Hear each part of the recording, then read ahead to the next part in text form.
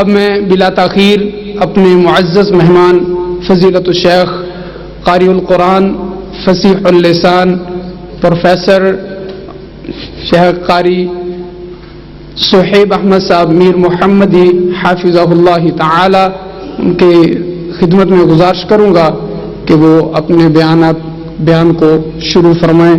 شیخ قاری صہیب احمد صاحب میر محمدی حفظہ اللہ. بسم اللہ الرحمن الرحیم.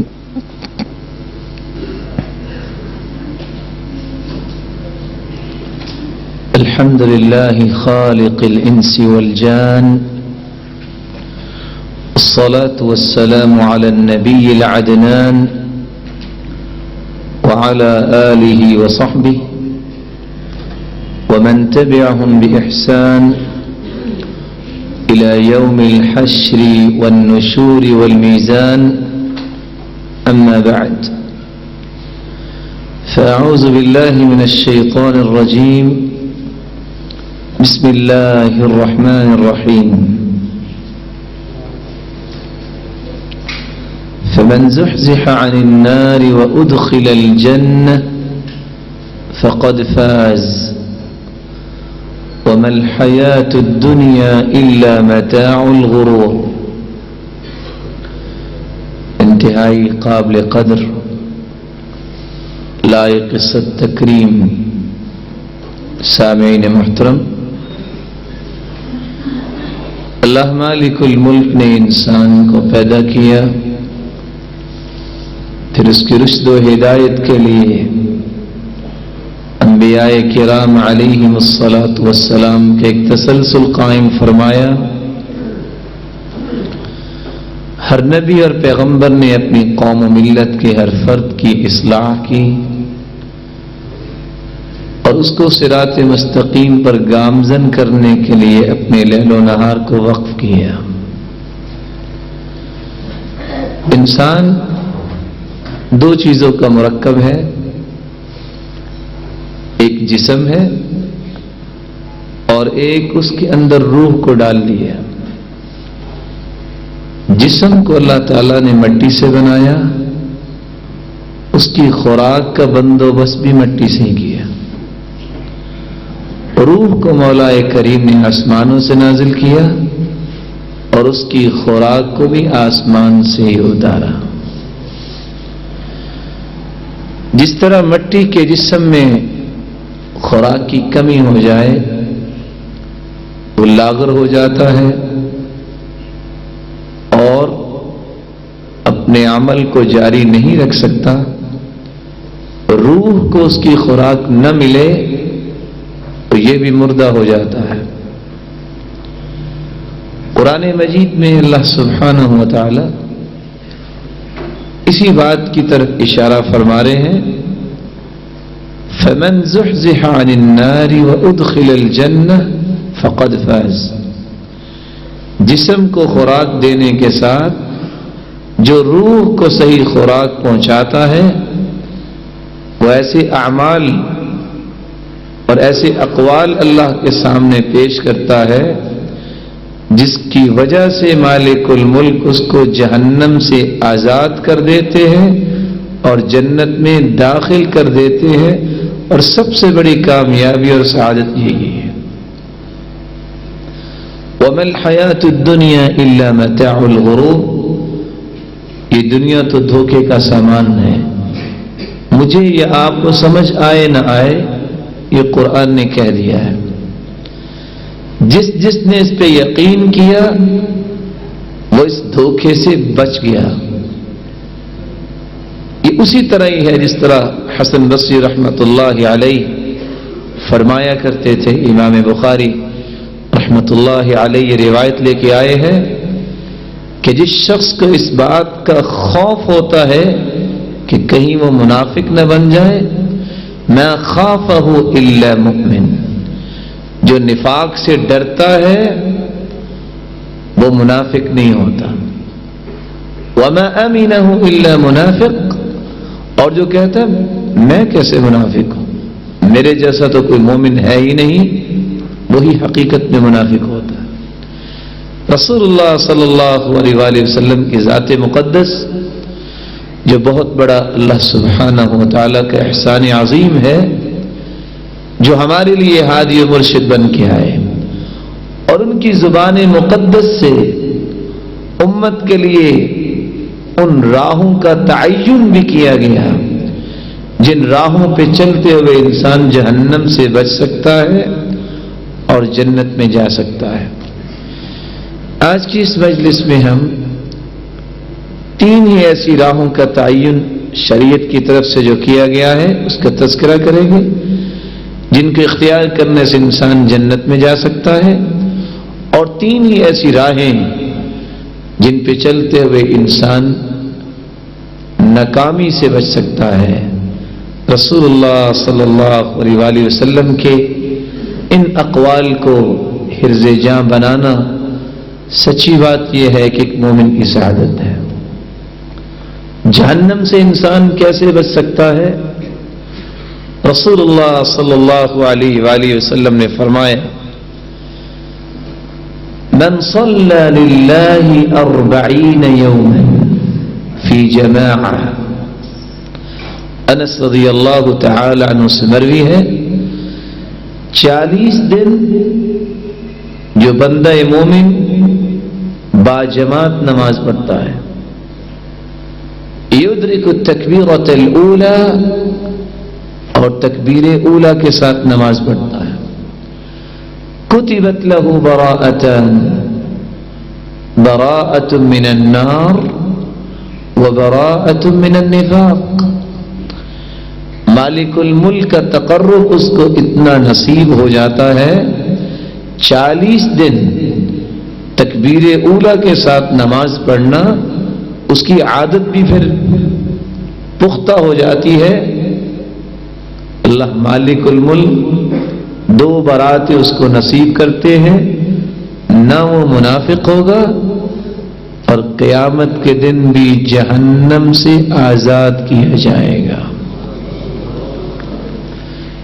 لیکن حقیقت یہ ہے، یہ تو 40 دن با جماعت نماز کی بات ہو رہی ہے، اس وقت عالم اسلام کا بیشتر حصہ تو نماز سے ویسے ہی محروم ہے۔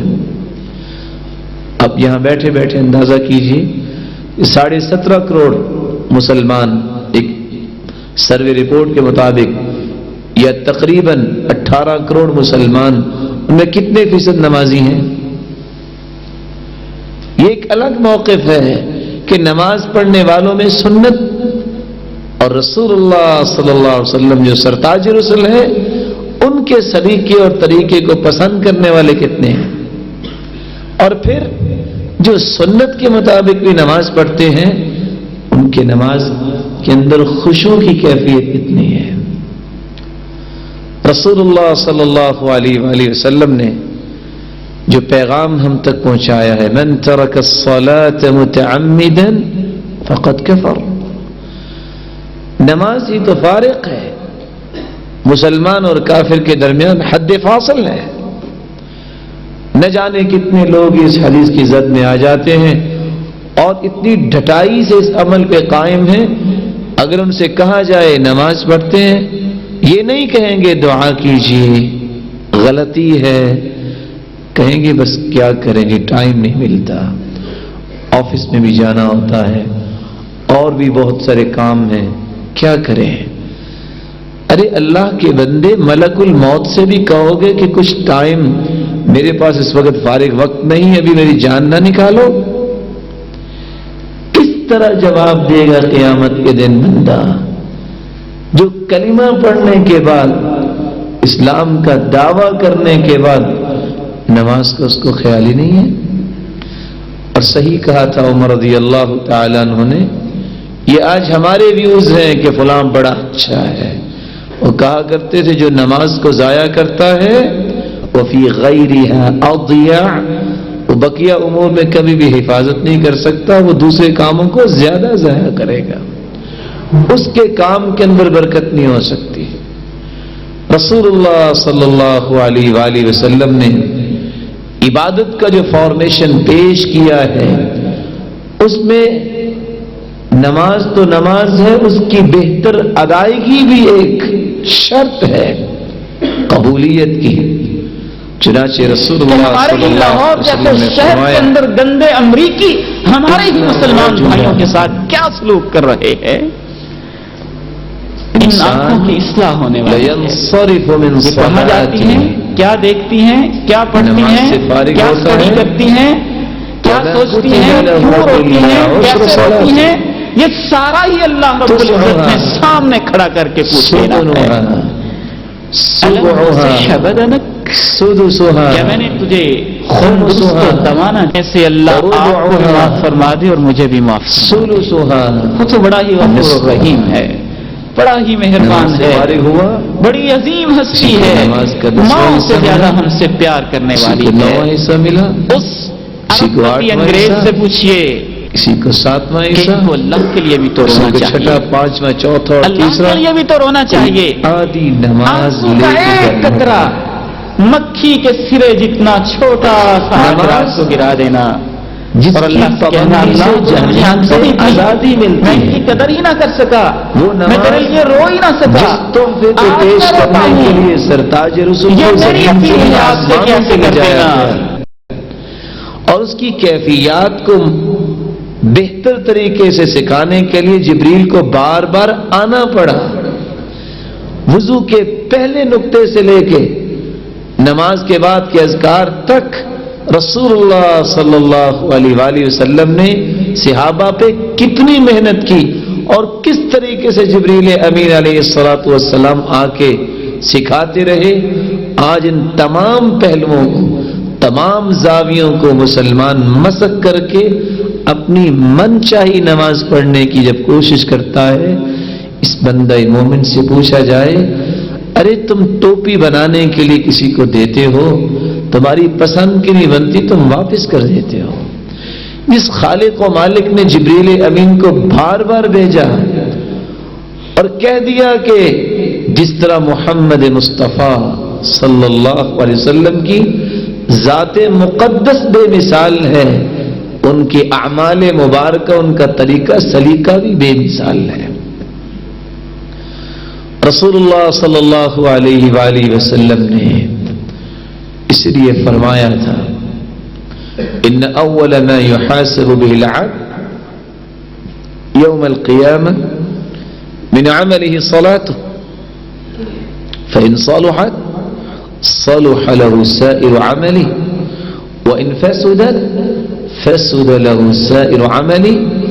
سب سے پہلے نماز کا حساب ہوگا، یہ درست نکلی بقیہ اعمال کی درستی کی امید ہو سکتی ہے، اگر اس کا ہی بطلان ہو گیا، یہی فاسد نکلی، نماز ہی ایسی پڑھی جو رسول اللہ صلی اللہ علیہ وآلہ وسلم نے پڑھی نہیں ہے،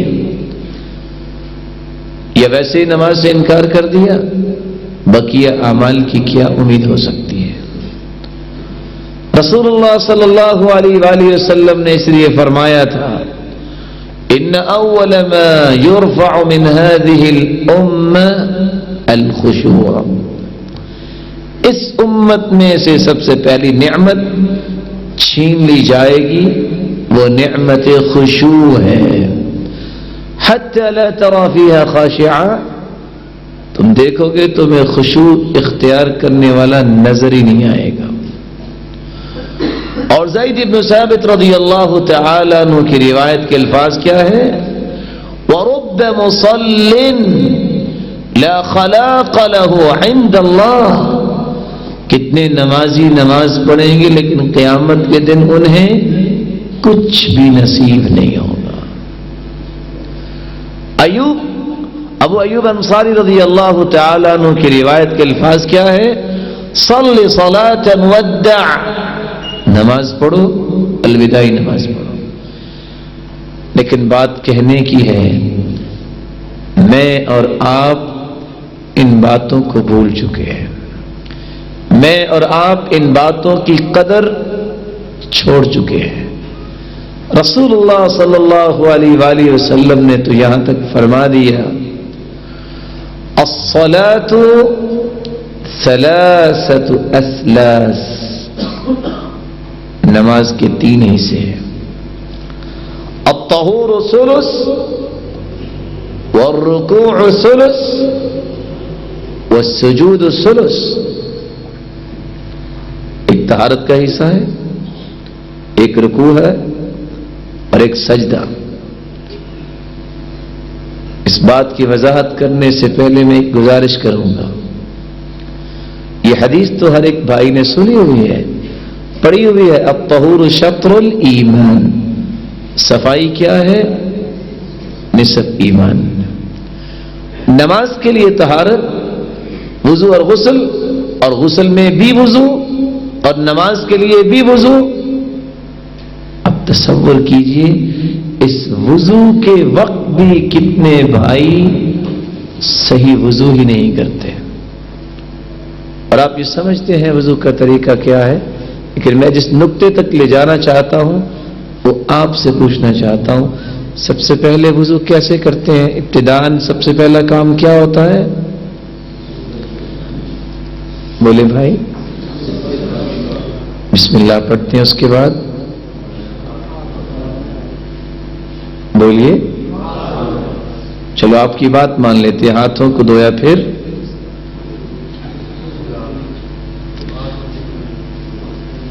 لگتا ہے کہ آج آپ نے وضو نہیں کیا ہوگا. اللہ آپ کو عزت دے، برکت دے. کیا کرتے ہیں ہاتھوں کے بعد؟ ابھی ایک میرے بھائی کی آواز آئی تھی، عبداللہ بن عباس کی روایت ہے نا رضی اللہ تعالیٰ عنہ، اذا توضأت فخلل بین اصابع یدیک ورجلیک، انگلیوں کا خلال کرنا ہے. اس کے بعد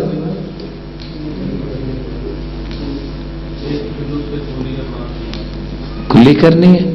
کہتے ہیں وہ ایک حدیث ہے کہ کان اذا توضأ حرک خاتمہ، اگر انگوٹھی پہنی ہوئی ہے تو حرکت دینی ہے تاکہ کوئی حصہ خوش نہ رہ جائے. چلو ہم ڈیٹیلز میں نہیں جاتے، کلی کرنی ہے. پھر یہ بھی ایک الگ سا مسئلہ ہے کہ کلی الگ کرنی ہے اور ناک میں پانی ڈالنا ہے.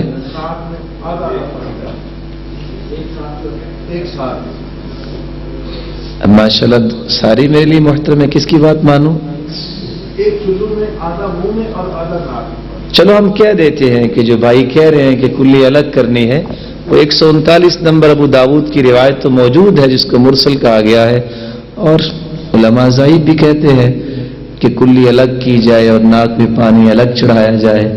تو شاید یہ بھائی صحیح بخاری پڑھ بیٹھے ہوں گے جس میں امام بخاری نے باب ہی باندھا ہے، باب من تمضمض واستنشق من غرفة واحدة، اور اسی طرح کا باب صحیح مسلم میں بھی ہے. اس کے بعد کیا کرنا ہے؟ چہرہ دھونا ہے. کہاں سے کہاں تک؟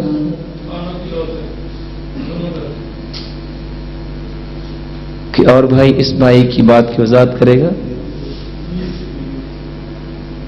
چہرہ دھونا ہے. پھر اس کے بعد دایاں ہاتھ خلال کرنا داڑھی کا. کیسے؟ رکیے. جس شخص کا وضو ناقص ہے، نماز مکمل ہے؟ کون کون اس مفروضے پر متفق ہاتھ کھڑا کرے؟ اس کا وضو ناقص ہے، نماز مکمل ہو سکتی ہے؟ کون کون متفق ہے بھائی؟ کچھ بھائیوں نے ہاتھ کھڑا نہیں کیا. اللہ آپ کو زندگی دے برکت والی.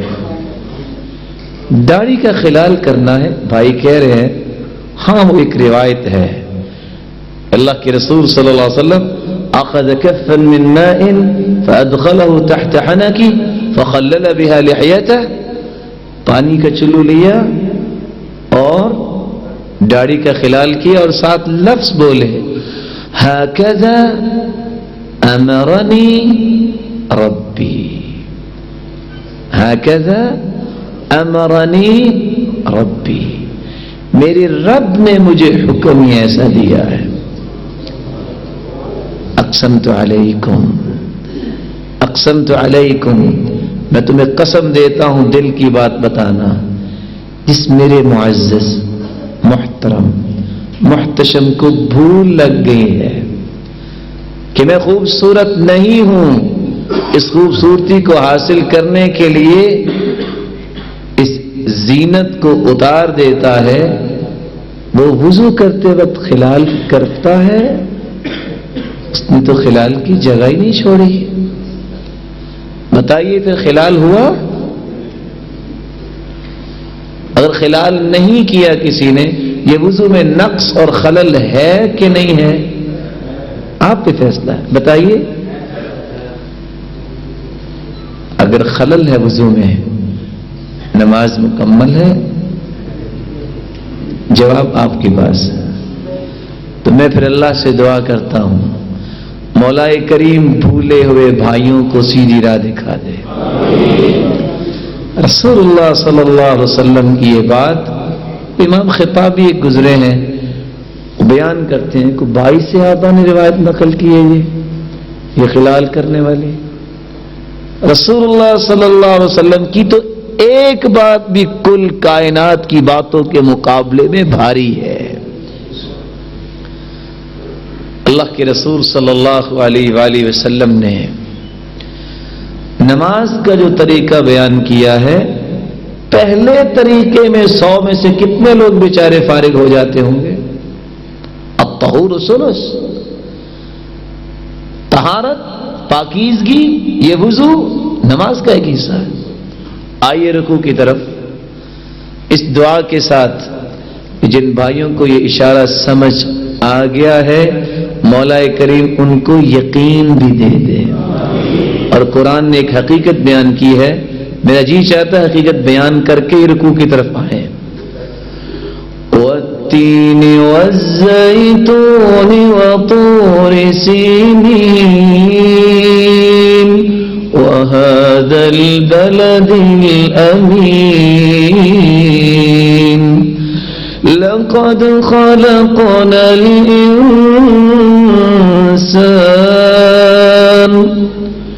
فِي أَحْسَنِ تَقْوِيمٍ۔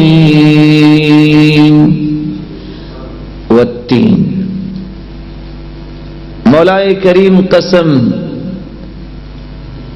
کسیغہ نام استعمال کرتے، ومن اصدق من اللہ قیلا، اللہ سے بڑھ کے سچی کلام کس کی ہے؟ 4 قسمیں استعمال کی ہیں، انجیر کی قسم، زیتون کی قسم، طور سینا کی قسم، مکہ معظمہ کی قسم۔ ماشاءاللہ پڑھے لکھے میرے معزز بھائی بیٹھے ہیں۔ لقد خلقنا الانسان، لام بھی تاکید کی، قد کا مطلب بھی تحقیق، خلقنا بھی صیغہ کون سا ہے؟ جمع متکلم کا۔ کہتے ہیں وہ سپرلیٹو ڈگری بھی کیوں ہوتی ہے؟ اس سے اوپر بھی کوئی ڈگری ہے جی؟ قرآن مجید کی بات، تمام تاکیدی اشیاء کو جمع کیا۔ اللہ فرماتے ہیں ہم نے انسان کو بڑے خوبصورت سانچے میں پیدا کیا ہے۔ اللہ ہمیں یقین دے دے۔ ہمارا یہ موقف ہے اور آپ کا بھی ہوگا، مجھے یقین ہے۔ ما خلقت هذا باطلا، اللہ نے کوئی چیز باطل پیدا، ہم تو کسی چیز کو نکما سمجھتے ہی نہیں ہیں۔ ہم تو یہ کہتے ہیں گھر کی صفائی بھی کرو، وہ تن کے وہ چھوٹی چھوٹی لکڑیاں اکٹھی کر لیتے ہو، گھر صاف ہو جاتا ہے، اس کو بھی ایک زاویے کونے میں رکھ دیتے ہو، اگر گیس ختم ہو جائے، لائٹ بھی نہ ہو تو آگ جلانے کے لیے دوبارہ انہی کی طرف رجوع کرنا پڑتا ہے، دوبارہ ان کو لا کے پھر جلا کے ہنڈیاں پکا لیتے ہیں۔ وہ بھی غلط نہیں ہے، اس سے بھی کام لیا جا سکتا ہے۔ تو جو اللہ سبحانہ و تعالی نے اس شخصیت کو زینت دی، جس جیسی شخصیت اللہ نے پیدا ہی نہیں کی۔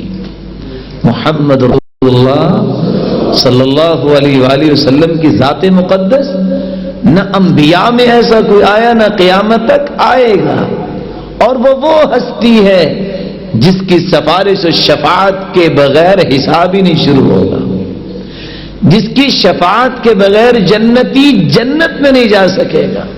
سب سے پہلے جنت کا دروازہ کھٹکھٹائے گی تو یہی ہستی کھٹکھٹائے گی۔ سب سے پہلے جنت میں یہی جائے گی ہستی. اس کے چہرہ انور پہ اللہ نے یہ زینت پیش کی تھی. اور ابو رمزہ جس کے بیٹے کو کوئی چہرہ پسند ہی نہیں آتا تھا، باپ نے کہا تمہیں کیا مسئلہ ہے؟ جس کو دیکھ تو کہتا ہے یہ خوبصورت نہیں ہے. آؤ آج میں تمہیں ایک ایسی ہستی دکھاؤں، پھر تیری زبان فیصلہ کرے گی کہ یہ خوبصورت ہستی ہے کہ نہیں. لیکن جب رخ انور پہ اس کی نظر پڑی، ابھی باپ نے پوچھا نہیں تھا تو زبان گویا ہوئی، واللہ ھذا رسول اللہ، اللہ کی قسم رسول ایسے ہی ہونا چاہیے تھا. زبان بول اٹھی. ایمانداری سے بتائیے، اگر یہ زینت محمد مصطفیٰ صلی اللہ علیہ وآلہ وسلم کے لیے ہے تو آج میری محبت اس پیغمبر کے ساتھ ہے تو کیسی محبت ہے جس کو میرے محبوب نے پسند کیا اس کو ہم پسند نہ کریں. آج تو بچوں میں اتنا ادراک اور شعور ہے. ایک بچہ ڈالر کا پین لیتا ہے تو دوسرا بچہ اپنے ابا کو کہتا ہے ابا جان ڈالر کا پین لوں گا. بیٹا کیوں؟ کہا میرے ساتھی نے ایسا لیا ہے، اس نے سٹارلٹ کی جوتی لی ہے، میں نے باٹا کی نہیں لینی، سٹارلٹ کی جوتی لینی ہے. ارے دور نہ جائیے، ایک سوال کر لیتا ہوں، تھوڑے سے قریب ہو جاتے ہیں. آپ میں سے شادی شدہ کتنے بیٹھے ہیں؟ اب ڈر رہے ہیں کہ پتہ نہیں کیا سوال ہونے والا ہے. کہتے ہیں وہ عربی زبان میں شوفہ اسلامیہ کہ جب وہ منگنی کہتے ہیں ہوتی ہے تو کو دیکھنا بھی جائز ہے، اللہ کے رسول نے اجازت دی ہے. کیوں جی؟ جس نے ایک بیٹی دینی ہوتی ہے نکاح میں، وہ دیکھ کے دیتا ہے کہ بغیر دیکھے؟ کیا دیکھ کے؟ شاید پاؤں دیکھتے ہوں. کیا دیکھتے ہیں؟ میں آپ کے دل میں یہ بات اتارنا چاہتا ہوں، چند گھونٹ باقی ہیں. کیا دیکھتے ہیں؟ کہتے ہیں وہ ایک روایت ہے جس میں کہ جنتی کو 72 حوریں ملیں گی. جس نے ایک بیٹی کا نکاح دینا ہو وہ تو چہرہ دیکھ کے دیتا ہے، جس نے قیامت کو 72 حوریں دینی ہے بغیر چہرہ دیکھے دے دے گا؟ کیا خیال ہے؟ اور اس شک کو بھی زائل کر لو. کچھ لوگوں کا، کچھ بھائیوں کا بڑے ہی محترم ہے، ان کا یہ شبہ ہوتا ہے نہیں خوبصورت نہیں ہو. کیوں نہیں خوبصورت؟ خوبصورتی کو بڑھانے کے لیے وہ اس زینت کو اتار دیتے ہیں. ایک سوال پوچھتا ہوں، وہ جو یوسف علیہ السلام تھے کہتے ہیں خاصے خوبصورت تھے.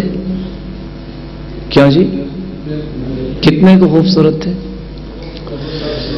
فَلَمَّا رَأَيْنَهُ أَكْبَرْنَهُ وَقَطَّعْنَ أَيْدِيَهُنَّ وَقُلْنَ حَاشَ لِلَّهِ مَا هَذَا بَشَرًا إِنْ هَذَا إِلَّا مَلَكٌ کریم. مصر کی شہزادیوں نے دیکھا اس حسن والے کی زینت بھی تھی کہ نہیں، تو وہ دیکھتی رہ گئی. انہوں نے کیا کاٹ لیا؟ بولیے. اور لفظ کیا بولے؟ ما ھذا بشرا، نہیں ہو نہیں یہ بندہ تھے نہیں. ان ھذا الا ملک کریم، یہ تنی فرشتہ ہی. یہی پنجابی میں ترجمہ ہے نا. دل کی بات بتائیے گا. یوسف کے حسن کو دیکھ کے تو عورتوں نے انگلیاں کاٹ لی. کسی میرے اس بھائی کو دیکھ کر جس نے ایک بال بھی نہیں رکھا، کبھی کسی عورت نے ناخن بھی کاٹا ہے؟ تو حسن کس میں ہوا؟ کس میں ہوا؟ جو اللہ سبحانہ و تعالی نے نعمت دی ہے. اللہ سے دعا ہے مولا کریم دلوں میں یہ بات ڈال دے. بڑے لوگ پریشان ہوئے آج سے 2 مہینے قبل، فیس بک بند ہو گئی، یہ کلوز کیوں ہوئی ہے، اس کو کھولنا چاہیے۔ یہ فیس بک نہیں ہے، یہ فیس بک نہیں ہے، ہم نے تو روزانہ اس کو بند کرتے ہیں۔ اور تعجب کی بات ہے، بڑے بڑے دنیا میں شریف لوگ پڑے ہیں، میں آپ سے پوچھ ہی لیتا ہوں کہ دنیا میں اس وقت کون سی چیز شریف ہے سب سے؟ لو، اپنی اپنی محبت کی بات ہے، سب سے شریف چیز اللہ نے پیدا کی ہے، بنائی ہے، داڑھی ہے۔ کسی کو تھپڑ مارو وہ جواب دیتا ہے، روزانہ اس کو شہید کیا جاتا ہے، ایک دن نہیں گزرتا سارے ظلم و ستم بھلا کے معمولی سا منہ نکال کے کہتی السلام علیکم، میں پھر آ گئی ہوں۔ وہ پھر کسی کو بلاتا ہے، بھاگو بھائی اس کو پکڑو، اس کو پھر ذبح کرتے ہیں، دوسرے دن پھر آ کے کہتی السلام علیکم، میں پھر آ گئی ہوں۔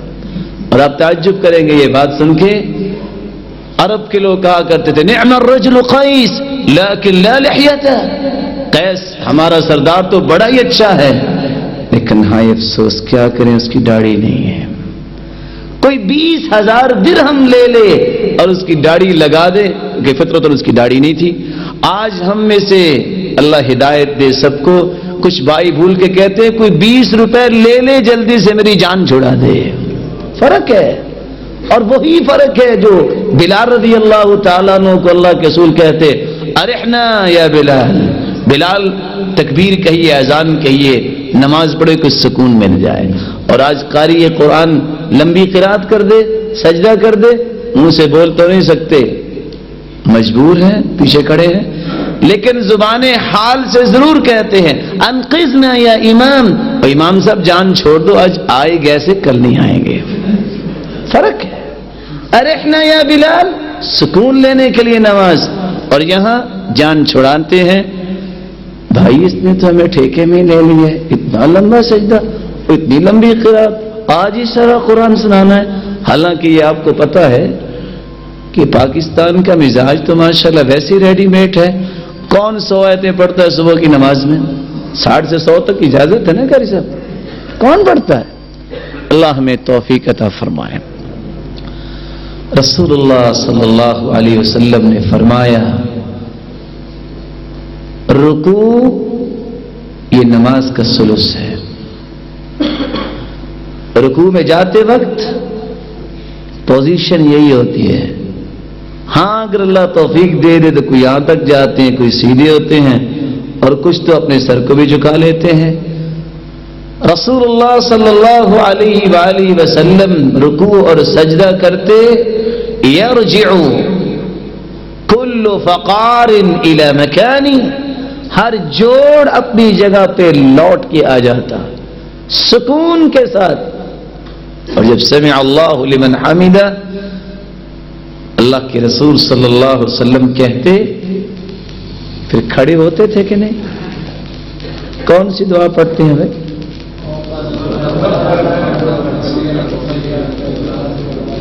اس کے لیے تو 10-12 سیکنڈ نہیں چاہیے جو آپ پڑھ رہے ہیں۔ کہتے کہ روایت میں آتا ہے اللہ کے رسول صلی اللہ علیہ وسلم نماز پڑھ رہے تھے، ایک صحابی کی آواز آئی اللہم ربنا ولک الحمد حمدا کثیرا طیبا مبارکا فی، نماز سے فارغ ہوئے فرمایا من المتکلم، یہ آواز کس کی آئی تھی؟ انا یا رسول اللہ صلی اللہ علیہ وسلم، اللہ کے رسول میں تھا۔ فرمایا رأیت 12 ملکا یبتدرونها ایہم یکتبها اول، اتنے پیارے کلمات ہیں ان کو لکھنے کے لیے 12 فرشتے جلدی کر رہے تھے کہ میں پہلے لکھ کے اللہ کے پاس لے جاتا ہوں، دوسرا کہتا تھا میں لے جاتا ہوں۔ سؤال وَنَطْلُبُ الْجَوَابَ مِنْكُمْ، جو بھائی کھڑا ہی نہیں ہوتا زمین پہ گر جاتا وہ یہ دعا پڑھتا ہے؟ بولیے۔ وہ جو روایت عائشہ رضی اللہ تعالی عنہا کی ہے کہ رکوع سے کھڑے ہوتے یا ایک سجدہ کر کے بیٹھتے ہم سمجھتے انہو قد نسی، اللہ کی رسول صلی اللہ علیہ وسلم کہیں بھول تو نہیں گئے،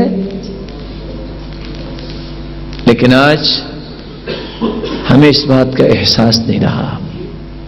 خلاد ابن رافع قصہ مسیء الصلاۃ، ایک شخص نے نماز پڑھی، نماز پڑھ کے آیا، اللہ کی رسول صلی اللہ علیہ وسلم فرماتے ارجع فصلی فإنک لم تصلی، لوٹ جاؤ نماز پڑھو، تم نے نماز نہیں پڑھی۔ کہا نماز نہیں پڑھی؟ دوبارہ گئے، پھر نماز پڑھی، پھر آئے، فرمایا ارجع، لوٹ جاؤ، فصلی فإنک لم تصلی، تم نے نماز نہیں پڑھی۔ رکوع بھی کیے، سجدے بھی کیے، قیام بھی کیا، کہ اللہ کے رسول اس سے زیادہ اچھی تو میں نہیں پڑھ سکتا۔ پھر رسول اللہ صلی اللہ علیہ وسلم نے نماز سکھائی، کیا اس میں مسئلہ تھا نماز میں؟ رسول اللہ صلی اللہ علیہ وسلم کی دوسری روایت ہے، ان الرجل لیصلی 60 سنہ، آدمی 60 سال تک نماز پڑھتا ہے۔ اٹ مینس کہ 60 سال اگر نماز پڑھتا ہے تو عمر کتنی ہوگی؟ 10 سال پہ فرض ہوئی نا، عمر کتنی ہوگی؟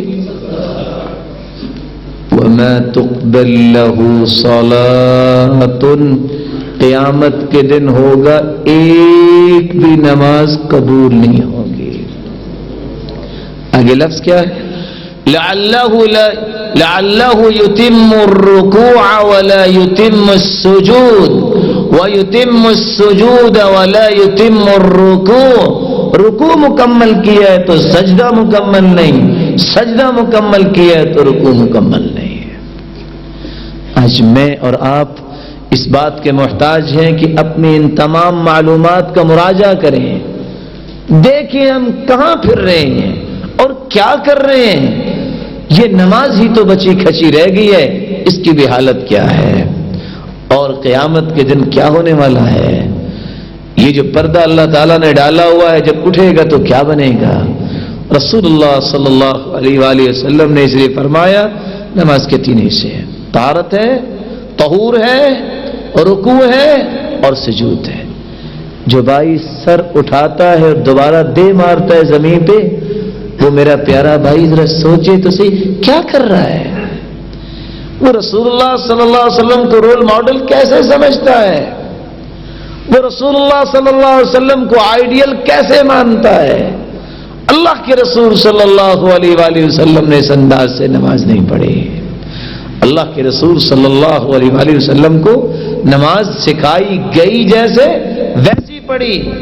اور مالک ابن حویرث کی روایت جو 631 نمبر صحیح بخاری کی وہ پڑھنے والی ہے، لفظ یہ ہے صلو کما رأیتمونی اصلی، نماز اس طرح پڑھو جس طرح مجھے پڑھتے دیکھا ہے۔ رسول اللہ صلی اللہ علیہ وآلہ وسلم نماز کیسے پڑھی؟ میں ایک بات ہی پیش کرتا ہوں، ساری تفصیل نہیں۔ جب نماز کے لیے کھڑے ہوتے تو کیا کرتے؟ کان اذا قام الى الصلاة کبر، جب نماز کے لیے کھڑے ہوتے کہتے اللہ اکبر، ورفع یدیہ حذو منکبیہ، اپنے دونوں ہاتھوں کو کندھوں کے برابر لے آتے۔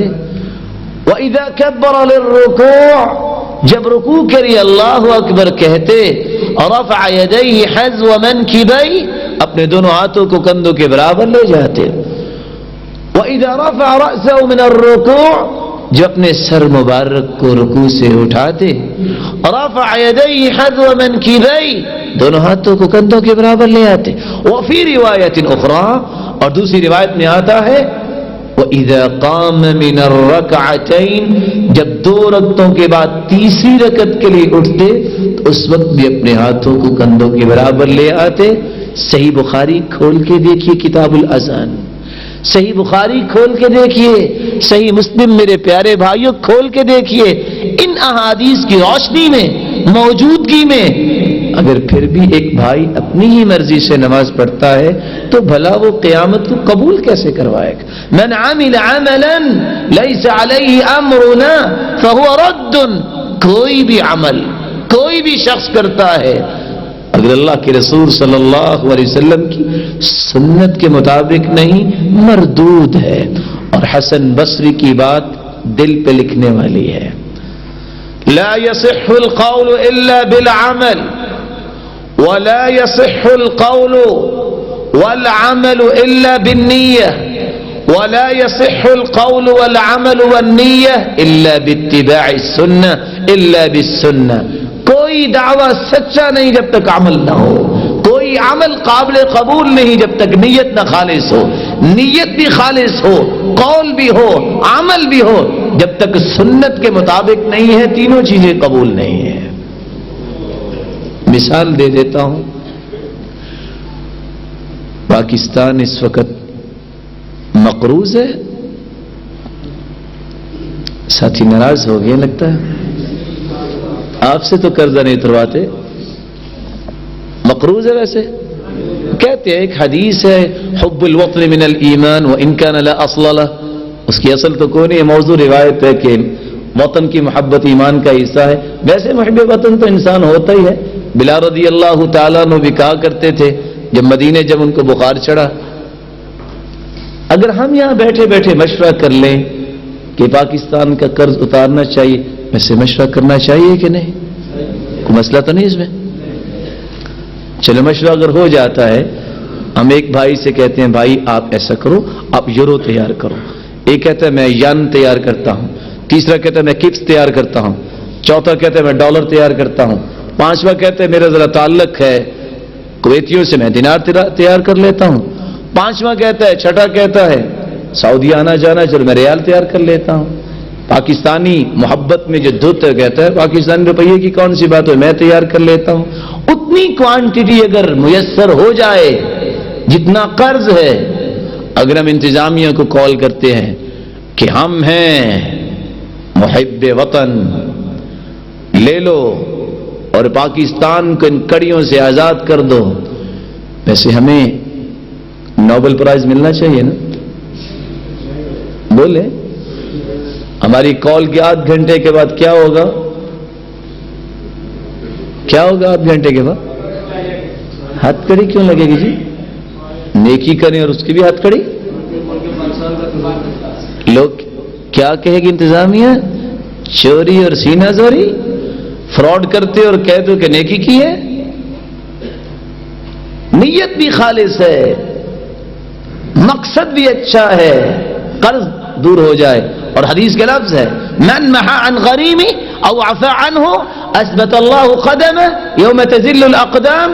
کسی نے قرض دیا ہے، قرض معاف کر دے، کسی کا کو قرض اتار دے، قیامت کے دن جب ساری دنیا کے پاؤں اکھڑ رہے ہوں گے اللہ اس کے قدم جنت میں جما دے گا. فضیلت بھی ہے، لیکن اس کے باوجود ہر بندہ یہ نقدی تیار کرنے والا دیکھ رہا ہوگا کہ ملاقاتی تو نہیں آیا. ایسا ہی ہے نا.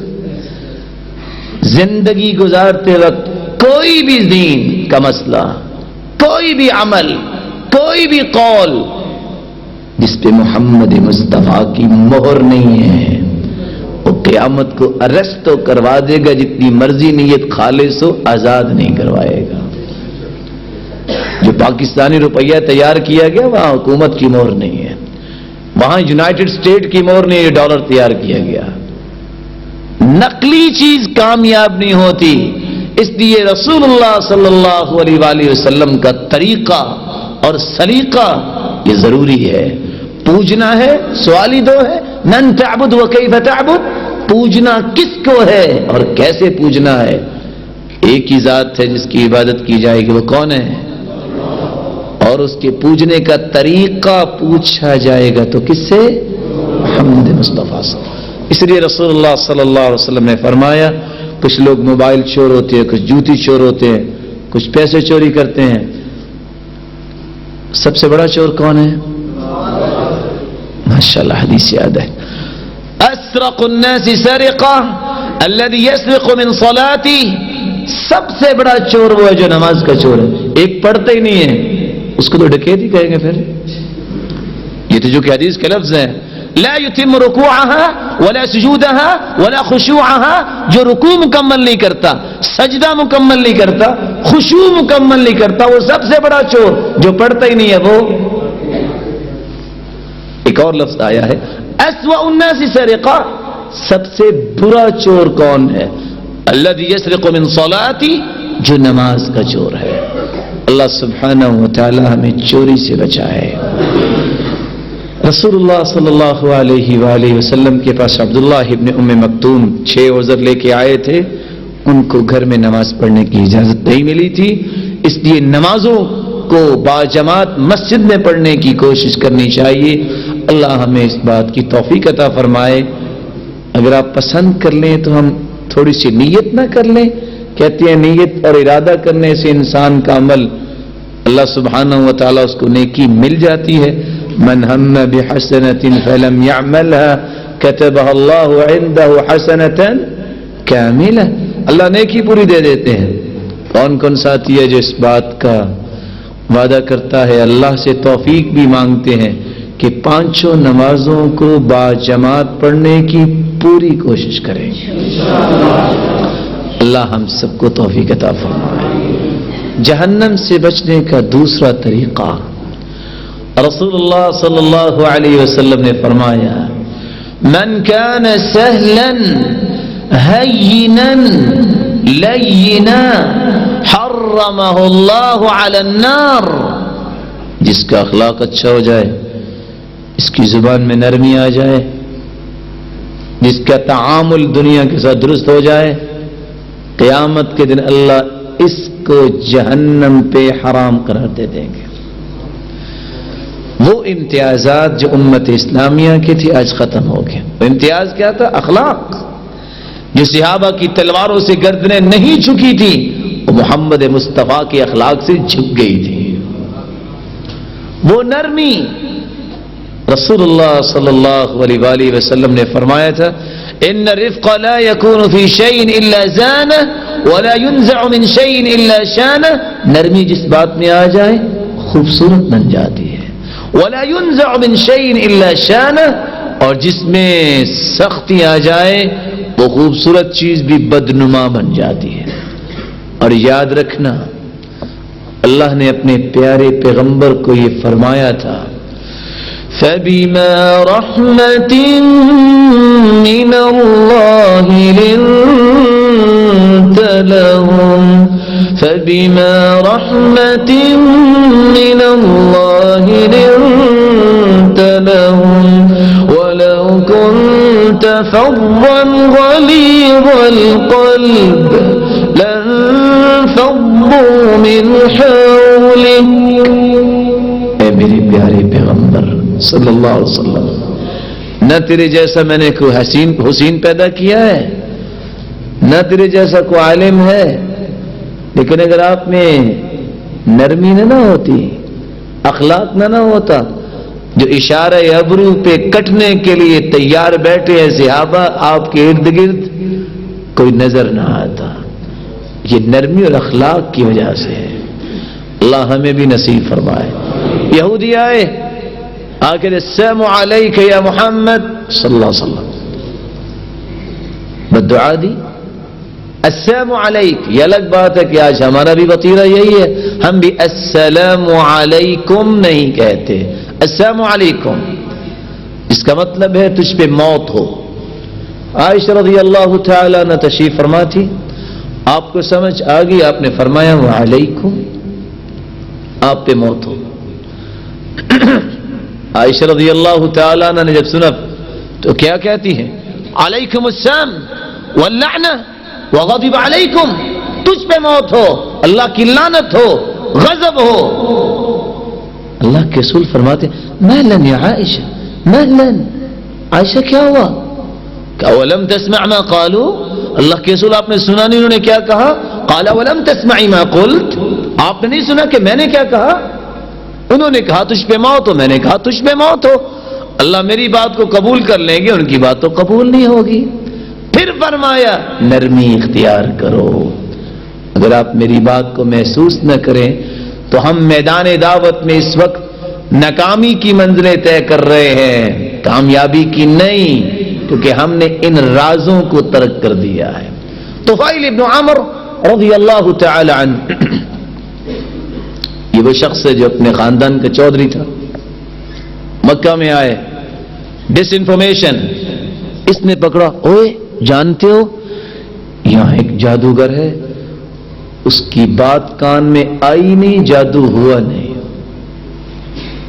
دوسرے نے پکڑا، تیسرے نے پکڑا، اتنا وہ ڈبل مائنڈڈ ہوئے، اس نے کہا یہ تو عجیب بات ہے، روئی لی اور اپنے کانوں میں لے لی۔ کیوں لی کانوں میں روئی؟ کہ نہ میں جادوگر کی بات سنوں گا نہ مجھ پہ اثر ہوگا۔ بیت اللہ میں آئے، آ کے دیکھا اللہ کے رسول صلی اللہ علیہ وسلم نماز پڑھ رہے ہیں، فَأَعْجَبَهُ صَلَاتُ، نماز پسند آئی کہ اتنی پیاری نماز کون پڑھ رہا ہے۔ سلام پھیرا، پوچھتا من انت، کون ہے آپ؟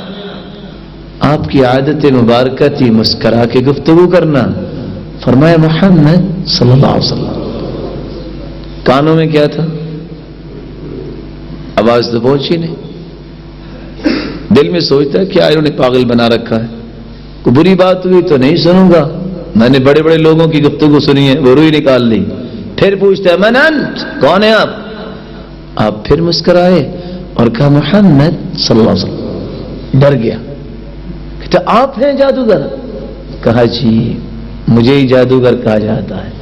کہا اگر یہ جادو ہے تو اشہد ان لا الہ الا اللہ وان محمدا عبدہ ورسولہ۔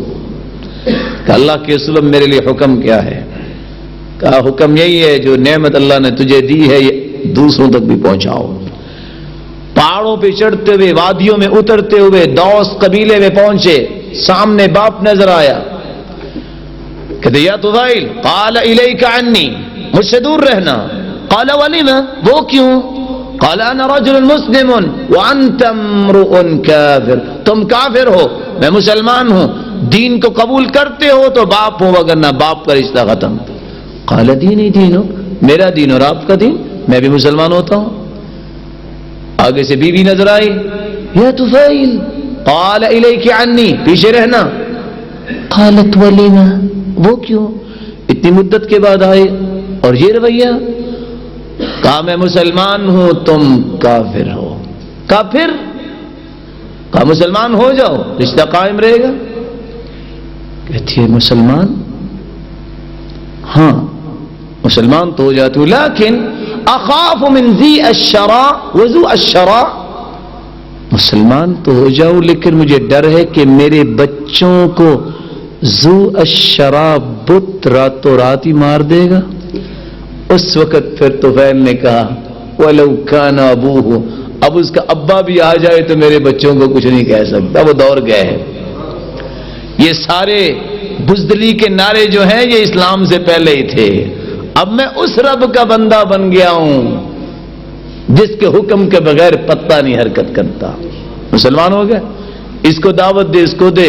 اب نئے نئے مسلمان ہوئے تھے، جذبات تو آتے ہیں انسان کو، کسی نے بات ہی نہیں سنی، واپس گیا۔ کہتے ہیں اللہ کے رسول صلی اللہ علیہ وسلم ادعو اللہ ان یہلک دوسا، بد دعا کیجئے سارے کا سارا دوس قبیلہ ہلاک ہو جائے۔ آپ صلی اللہ علیہ وسلم مسکرائے، کہتے ہیں یا طفیل یہ بتاؤ اسلام سے پہلے تم کون تھے؟ اتنی سختی؟ چلو پھر مل کے دعا کرتے ہیں، ہاتھ کھڑے، ہاتھ اٹھاؤ، اللہ۔ طفیل کہتے جب یہ الفاظ میں نے سنے میں نے دل میں کہہ دیا ہلکت دوس، لو اب ہلاک ہو گیا دوس قبیلہ۔ لیکن اگلے لفظ کیا نکلے؟ اللہم اہدی دوسا وأتی بہم، اے اللہ دوست قبیلے کو ہدایت دے دے اور میرے پاس لے آ۔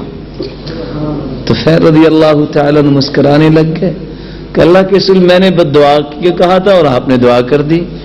کہا اب جا کے دعوت دو، ورفق بہم، نرمی سے دعوت دینا۔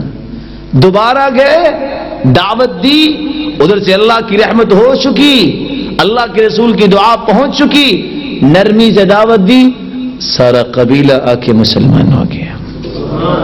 یہاں دو باتیں بیان کرنا چاہوں گا۔ ایک بات، اس وقت مسلمانوں کے بارے میں ڈس انفارمیشن ہے، کہ یہ تشدد پسند ہے، اسلام مبرہ ہے تشدد سے۔ اسلام تو یہ کہتا ہے من رحم ولو ذبیحۃ عصفور رحمہ اللہ، چڑیا کو ذبح کرتے وقت بھی جو رحم کرتا ہے قیامت کو اللہ اس پہ بھی رحم کریں گے۔ اسلام تو یہ کہتا ہے تم اونٹ پہ سواری کرو، جب اپنا سفر مکمل کر لو تو اس کو باندھو نہیں، اس کو چھوڑ دو، وہ بھی کچھ چارہ لے لے، کچھ اپنا کھانا بنا لے، اس کو بھی راحت کی ضرورت ہے۔ اسلام تو اس نرمی کا قائل ہے۔ آج ہم نے اس نرمی کو چھوڑا اور بہت ساری پستیاں ہماری مقدر بن گئی۔ اور دوسری بات، جب نرمی دکھائیں گے تو پھر نکھری شکل سامنے آئے گی، ڈس انفارمیشن بھی ختم ہوگی۔ اخلاق اور نرمی کے بغیر ممکن نہیں ہے کہ ہم اس میدان کے اندر اپنا عمل جاری رکھ سکیں، دین کی سچی دعوت پیش کر سکیں۔ اللہ میرا اور آپ کا اخلاق اور نرمی بلند فرمائے۔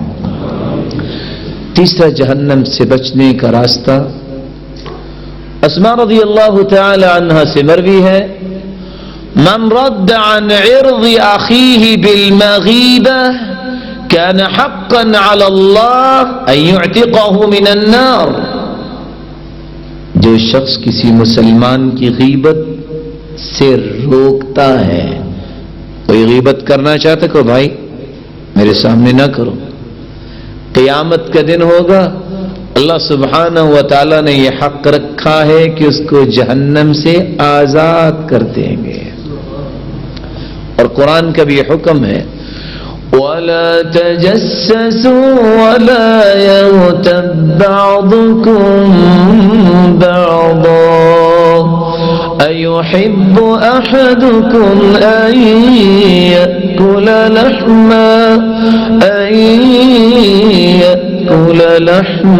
أَخِيهِ مَيْتًا فَكَرِهْتُمُوهُ، جاسوسی نہ کرو، غیبت نہ کرو۔ لیکن سب سے خطرناک پہلو اس وقت کیا ہے؟ وہ یہ ہے کوئی بھی فنکشن، کوئی بھی گیدرنگ، کوئی بھی جلسہ، کوئی بھی میٹنگ، جب اس کے بعد 8 گھنٹہ غیبت کا دور نہ چلے اس وقت تک وہ میٹنگ مکمل نہیں ہوتی۔ کچھ لوگ کہا کرتے تھے میٹھا بھی کھانا چاہیے، بلکہ کچھ تو یہ بھی کہتے ہیں ماشاءاللہ میٹھا کھانا کھانے کے بعد سنت ہے۔ نہ جانے، شاید انہوں نے روایت پڑھی ہوگی، ریسرچ کا دور ہے۔ صحیح بخاری میں کتاب الطلاق میں امام بخاری روایت تو لائے ہیں، کہنا یحب الحلوى والعسل، آپ میٹھی چیز پسند کرتے اور شہد پسند کرتے۔ یہ حلوہ میٹھی چیز ہے، پاکستانی حلوہ نہیں ہے، وہ سسری والی سوجی کا حلوہ نہیں ہے، عام میٹھی چیز ہے، اس میں کھانے کے ساتھ کوئی تعلق نہیں ہے اس کا۔ لیکن آج کل سویٹ ڈش کون سی ہے؟ یہی ہے۔ فاکہۃ المجلس کون سا ہے؟ یہی ہے۔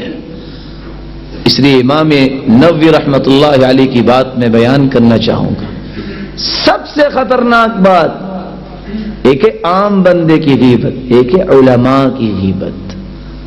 اور امام نووی رحمت اللہ علیہ فرمایا کرتے تھے ان لحوم العلماء مسمومہ من شم مرضا ومن اکل ماتا وعادت اللہ فی ہتک استار منتقصیہم معلومہ ومن اطلق لسانہ بالسلب فی العلماء اصابہ اللہ بموت القلب قبل موتی۔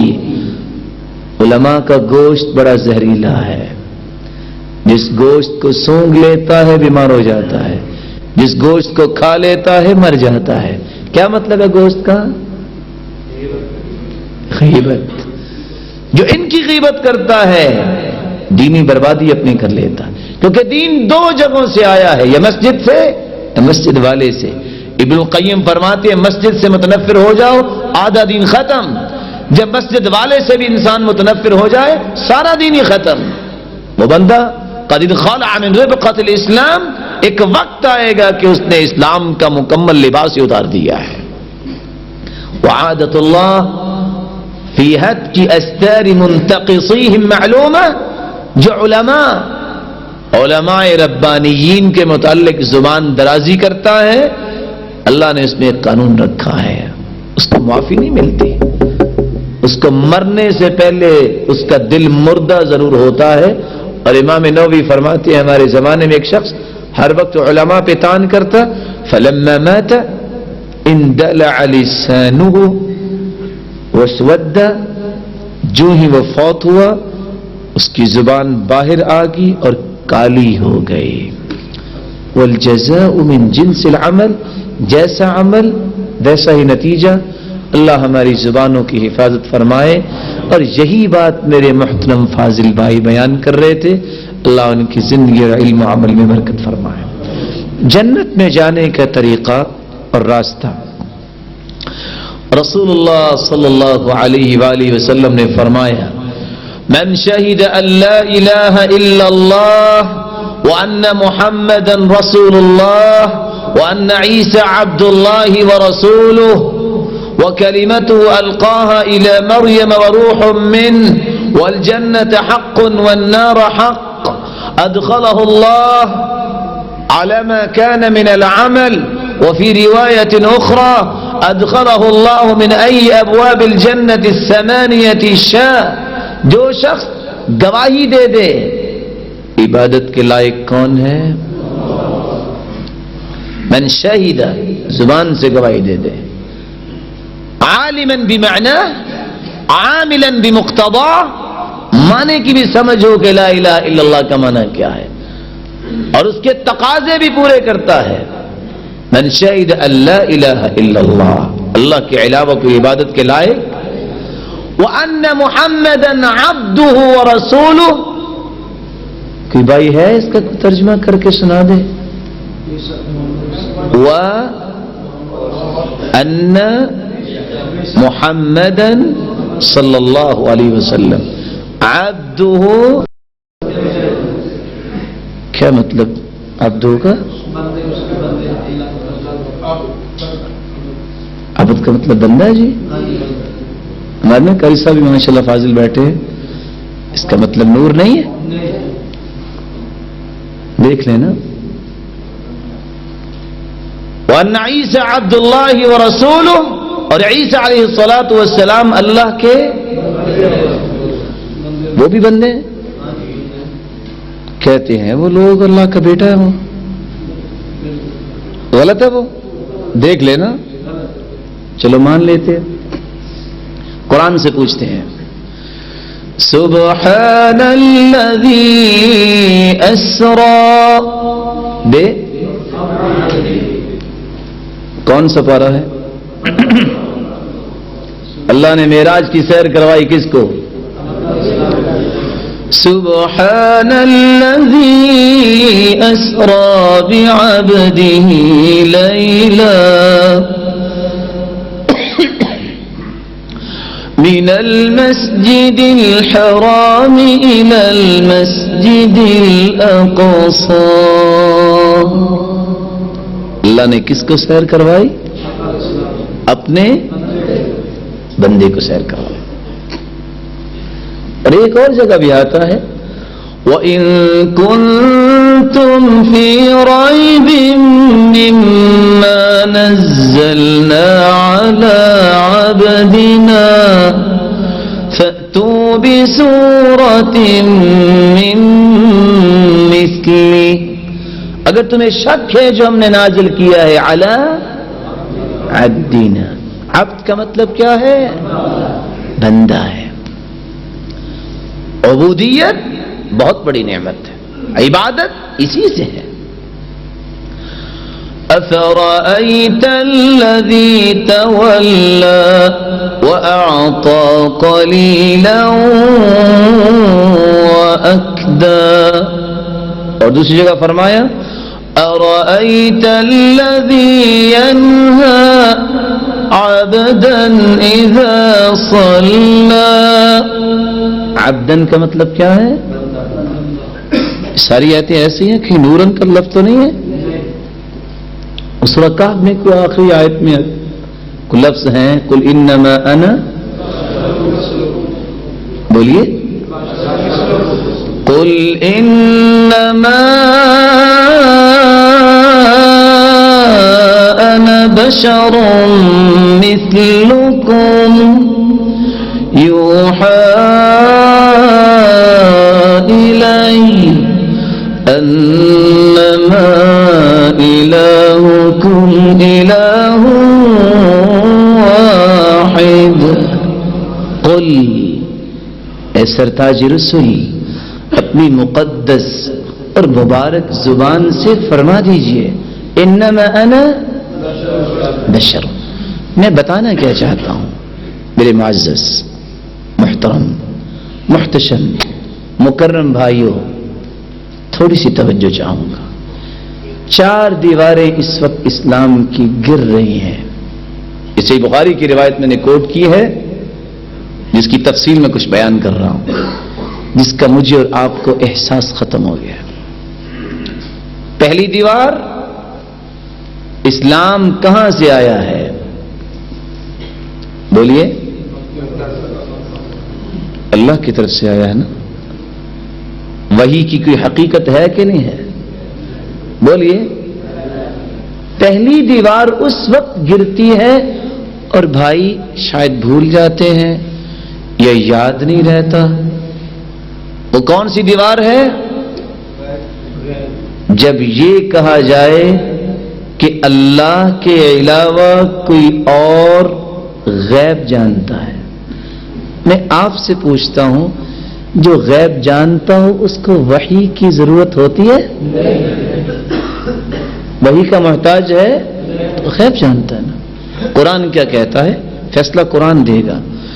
قُلْ لَا يَعْلَمُ مَنْ فِي السَّمَاوَاتِ وَالْأَرْضِ الْغَيْبَ إِلَّا اللَّهُ وَمَا يَشْعُرُونَ أَيَّانَ يُبْعَثُونَ۔ قل کہہ دیجئے، لا يعلم کوئی نہیں جانتا، من فی السماوات والارض نہ زمین نہ آسمان، الغیب غیب الا اللہ کون جانتا ہے؟ اگر کوئی بھائی بھول کے کہہ دے فلاں بھی غیب جانتا ہے، رسول اللہ صلی اللہ علیہ وآلہ وسلم جو سرتاج رسول ہے، فداہ ابی و امی و کل ما یملک نفسی، ہماری جانیں قربان ہو جائیں اور جس کے مالک ہے ہمارے ہاتھ، سب کچھ ان پہ نشاور ہو جائے۔ ان کے متعلق جب ایک مسلمان بھول کے کہہ دیتا ہے کہ وہ غیب جانتے ہیں، اصل نقصان کیا ہوتا ہے؟ وحی ختم، وحی کی پھر ضرورت نہیں رہی، جبکہ اسلام وحی کے بغیر ثابت نہیں ہو سکتا۔ پھر جب وحی اتری کس پہ؟ بولیے، محمد مصطفیٰ صلی اللہ علیہ وسلم۔ اور وہ کون ہے؟ کل کائنات کے سرتاج ہیں۔ اور اللہ کے رسول خود فرمایا کرتے تھے انا سید ولد آدم ولا فخر، میں پوری کائنات کا سرتاج ہوں لیکن پھر بھی فخر نہیں کرتا، فخر نہیں کرتا۔ انا خطیبہم، قیامت کو میں ہی خطیب ہوں گا۔ بیدی لواء الحمد آدم فمن سواہ تحت لوائی، میرے ہاتھ میں حمد کا جھنڈا ہوگا، آدم سے لے کے قیامت تک آنے والی انسانیت اس جھنڈے کے تلے ہوگی۔ یہ حیثیت ہے میرے پیغمبر کی صلی اللہ علیہ وسلم۔ اب ان پہ وحی نازل ہوئی ہے، اللہ سبحانہ و تعالی نے ان کو سرتاج رسول بنایا ہے۔ ایک اور دیوار گر جاتی ہے جب ہم سوچتے نہیں ہیں، کیا کہتے ہیں؟ اللہ کے رسول صلی اللہ علیہ وسلم وہ بشر نہیں ہیں، وہ نور ہے۔ کیوں جی؟ وحی وہ فاطمہ رضی اللہ تعالیٰ عنہ کن کی بیٹی تھی؟ زینب رضی اللہ تعالیٰ، ام کلثوم، رقیہ۔ ایک چھوٹا سا سوال ہے جو اس کا صحیح جواب دے گا اس کے لیے ہم بہت بڑی دعا بھی کریں گے انشاءاللہ۔ بتائیے بھی جبریل کے کتنے بیٹے ہیں؟ کیا مطلب؟ 600 پر اور بیٹا کوئی بھی نہیں؟ میکائیل کے کتنے بیٹے ہیں؟ اس کے بھی نہیں ہیں۔ اسرافیل، ملک الموت، کیوں؟ جبریل کا بھی کوئی بیٹا نہیں ہے؟ نورانی مخلوق کی اولاد نہیں ہوتی۔ بتائیے جنت کی حوروں کی سرتاج اور شہزادی کون ہے؟ فاطمہ رضی اللہ تعالی عنہ۔ حسن و حسین سیدہ شباب اہل الجنہ، یہ کس کے بیٹے ہیں؟ فاطمہ رضی اللہ تعالی عنہ کے۔ اس کا مطلب یہ نکلا کہ رسول اللہ صلی اللہ علیہ وسلم کون ہیں؟ پھر نوری نہیں ہے۔ بات سمجھنے والی ہے، اللہ کی قسم اللہ کی رضا کے لیے یہ بات سمجھانا چاہتا ہوں، تھوڑا سا غور کر لیجئے۔ قرآن مجید میں اللہ نے ایک راز بیان کیا ہے، وَلَوْ جَعَلْنَاهُ مَلَكًا لَجَعَلْنَاهُ رَجُلًا وَلَلَبَسْنَا عَلَيْهِمْ مَا يَلْبِسُونَ۔ اگر ہم نے نورانی مخلوق کسی فرشتے کو نبی بنانا ہوتا، اس کو بناتے تو اس کو بھی انسانی شکل میں ہی آنا پڑتا، انس ہوتا تو کوئی بات سمجھتا، لیکن ہم نے سرتاج رسول بنایا ہے تو کس کو؟ محمد مصطفیٰ صلی اللہ علیہ وسلم۔ چلو ایک دوسرا زاویہ میں آپ کے سامنے پیش کیے دیتا ہوں۔ جب اللہ تعالیٰ نے کہا تھا سجدہ کرو، کس کو کہا تھا؟ فرشتوں کو۔ کس کو سجدہ کریں؟ افضلیت تو پھر آدم کی ہوئی نا، تو رسول اللہ صلی اللہ علیہ وسلم کس کی اولاد میں سے ہیں؟ آدم کی اولاد میں سے۔ اللہ ہمیں اس بات کی سمجھ عطا فرمائے۔ تیسری بات، اور تیسری دیوار اس وقت گرتی ہے اور ہمیں احساس نہیں ہے، وہ کیا ہے؟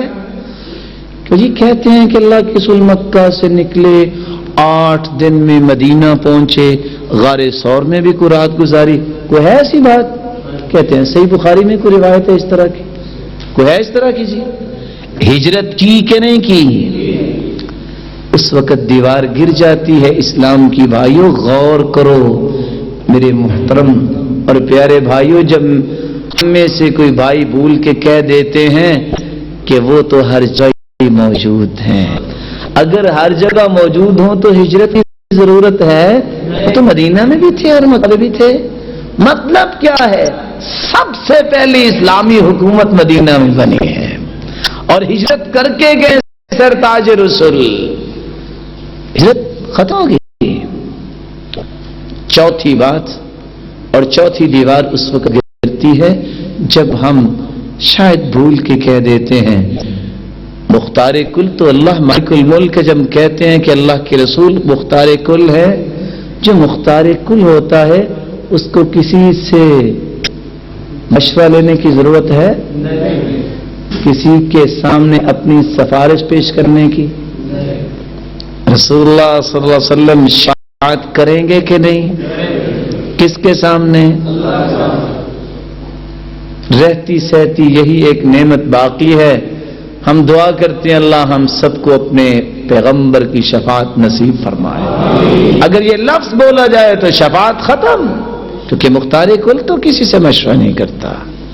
اللہ مجھے اور آپ کو یہ بات سمجھنے کی توفیق دے دے اور ہمارے عقائد کو درست فرمائے، ہم سے وہ بات نکلوائے جس سے وہ راضی ہو جائے۔ رسول اللہ صلی اللہ علیہ وسلم نے فرمایا جنت میں جانا ہے تو گواہی دے دو اللہ کے علاوہ کوئی عبادت کے لائق نہیں۔ عیسیٰ علیہ السلام اور اللہ کے رسول اللہ کے بندے ہیں، جنت بھی حق ہے جہنم بھی حق ہے۔ اللہ قیامت کے دن 8 دروازے جنت کے کھول دیں گے، فرمائیں گے جس دروازے سے چاہتے ہو جنت میں چلے جاؤ۔ دوسری بات، رسول اللہ صلی اللہ علیہ وآلہ وسلم نے فرمایا من يضمن لي ما بين لحييه وما بين رجليه اضمن له الجنة، زبان کی اور شرمگاہ کی حفاظت کی ضمانت دے دو میں تمہیں جنت کی ضمانت دیتا ہوں۔ آخری بات،